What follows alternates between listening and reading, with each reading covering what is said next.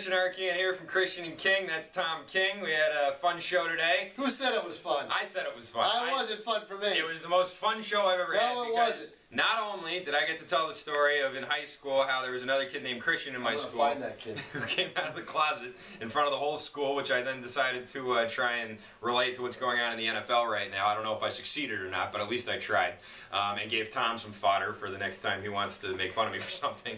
There was that. Howard Bryant joined the program today to talk about MLB. He's got a great article in this week's edition of ESPN, the magazine, about what's going on in MLB preview. And all right, let's get finally, to it. Come on, let's get to it. Christians, believe it or not, today, I gave a story that involved not only the Patriots, not only a person from Nashua dying, and not only something that happened in New York. That was the true one. Tom said it was false. He was wrong, and that means that on Friday, there is a chance that he will have his first losing week in Christians Believe It or Not since it started. Tom, how do you feel about that? There's no justice in this world. No justice in this world. Yep, well, we'll try that on Friday. Tomorrow we got Joe Marshallin is coming on the show, and he's going to talk Sweet 16 with us. That's all tomorrow from 12 to 3. Christian and King, we'll talk to you then.